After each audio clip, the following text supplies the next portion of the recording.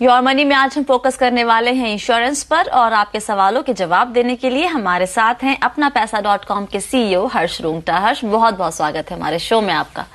चलिए शुरू करते हैं दर्शकों के सवाल जवाब का सिलसिला। मुंबई से कौशिक बनर्जी ने हमें सवाल भेजा है अपना। कौशिक के पास एक पॉलिसी है आईसीआईसीआई प्रूडेंशियल की और भारतीय अक्सा ब्राइट स्टार पॉलिसी, जो उन्होंने 2009 में शुरू की थी अगस्त महीने में। जो दूसरी पॉलिसी है, जहां तक कि मुझे लगता है वो रेफर कर रहे हैं अपने भारतीय अक्सा पॉलिसी के बारे में हर्ष, वो कहते हैं कि उनको मिस सेलिंग के शिकार हो गए थे, किसी रिलेटिव ने उनको ये पॉलिसी दे दी थी। अब ये शो योर मनी देखने के बाद उनको लग रहा है कि ये यूलिप प्लान है जो उनके गोल को या फिर उनके इन्वेस्टमेंट नीड्स को पूरा नहीं करती है।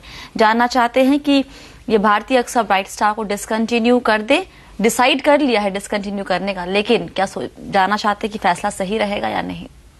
सो नॉर्मली यूलिप प्लान्स में, अब चूंकि ये प्लान पुराना है, नए प्लान्स में नहीं है, इसके पूरे सरेंडर डिटेल्स, फर्दर चार्जेस क्या लगेंगे ये नहीं पता है। बट ब्रॉडली अगर 3 साल तक आपने पैसे दिए, इनके केस में शायद 2 साल इन्होंने दिए हैं पैसे, तो तीसरा साल तो नहीं देंगे, तब तक शायद इनको कुछ भी शायद ना मिले। कोई पॉलिसीज में होता है कि आप डिसकंटिन्यू करेंगे तो भी 5 साल बाद आपको पैसे मिल जाएंगे, but depends on what the terms of that policy, उसके क्या थे।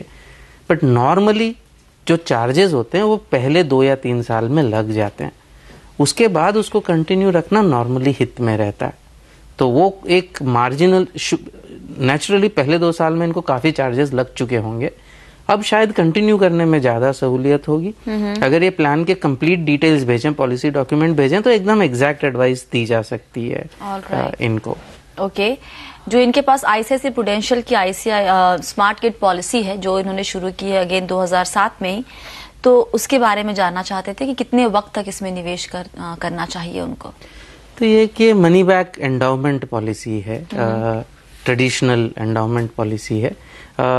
नॉर्मली इसमें रिटर्न 4-5, बहुत अच्छा रिटर्न हुआ तो 6% का रिटर्न इसमें मिलता है। तो कि रिटर्न की दृष्टि से कोई बहुत अच्छा इन्वेस्टमेंट ये नहीं है। अब इन्होंने ऑलरेडी इसमें 4 प्रीमियम्स ये दे चुके हैं। सरेंडर जो इसमें जो सरेंडर के चार्जेस हैं वो बहुत ही स्टिफ है, लेकिन फिर भी चूंकि लंबी अवधि की पॉलिसी, इन्होंने बच्चे की उम्र नहीं लिखी इसलिए टर्म कितना है ये नहीं पता, लेकिन अगर लंबे अवधि की पॉलिसी है तो एग्जैक्ट डिटेल्स मिलने पे बता सकते हैं कि इसको कंटिन्यू करना चाहिए, पेडअप करवा देना चाहिए।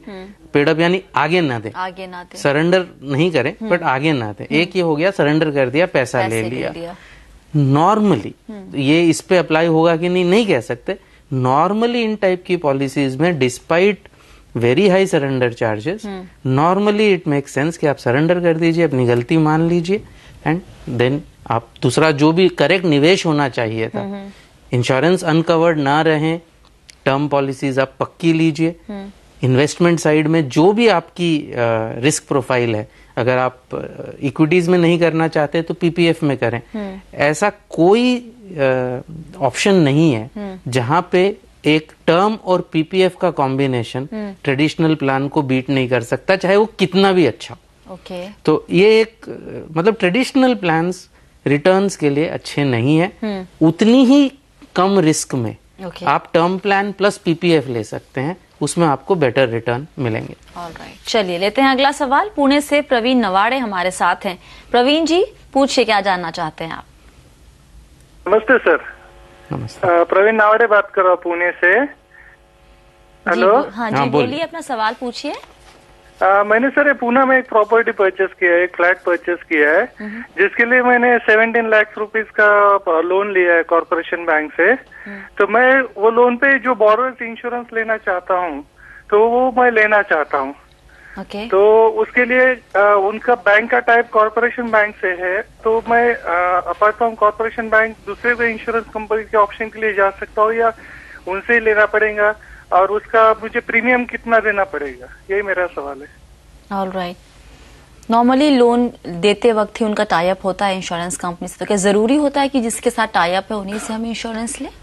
हाँ, जरूरी करना अलाउड नहीं है।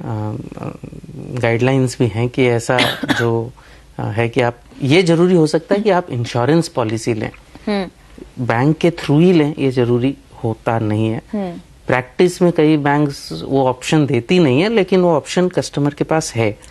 और नॉर्मली जो टाई अप होता है उसमें रेट्स कभी बहुत अच्छी होती हैं, तो ऐसा नहीं कि हर टाई अप खराब है।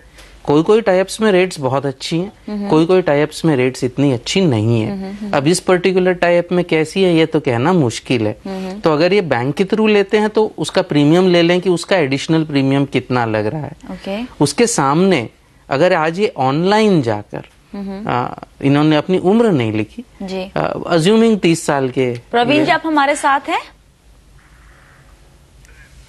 प्रवीण जी से कनेक्शन खत्म हो चुका है। तो कोई बात नहीं, उन्होंने उम्र नहीं लिखी, बट 17 लाख का अगर ये टर्म पॉलिसी लेते हैं, अगर 30 साल के हैं, 20 साल का लेना है, तो रफली मेरे ख्याल से 3.5 से 3.5 हजार रुपए में इनको 17 लाख की पॉलिसी मिल जाएगी टर्म।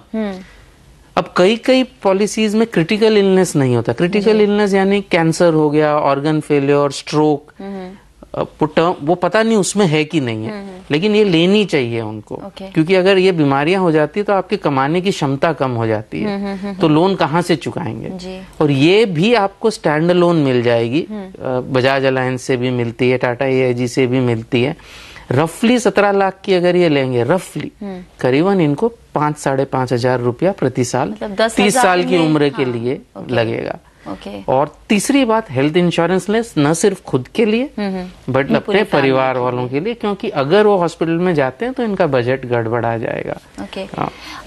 एक बात यहाँ पे हर्ष, क्योंकि 17 लाख का लोन है और एक टर्म पॉलिसी ले रहे हैं जिसका कवर भी 17 लाख ही ले रहे हैं, उसके अलावा इनको एक और टर्म पॉलिसी भी लेनी चाहिए, क्योंकि अगर खुदा न खास्ता कुछ हो जाता है इनको, तो वो 17 लाख तो सिर्फ घर के पेमेंट के लिए निकल जाएंगे, वो EMI की जो भी है या फिर जितना भी पूरा का पूरा अमाउंट है। तो उसके अलावा अपनी इनकम का 10 टाइम्स जो हमेशा कहते हैं हम थंब रूल, मतलब उनको काइंड ऑफ 2 टर्म पॉलिसी अलग अलग अमाउंट की इनको लेनी चाहिए, और साथ में क्रिटिकल इलनेस के लिए भी एक अलग से पॉलिसी लेनी चाहिए। बिल्कुल।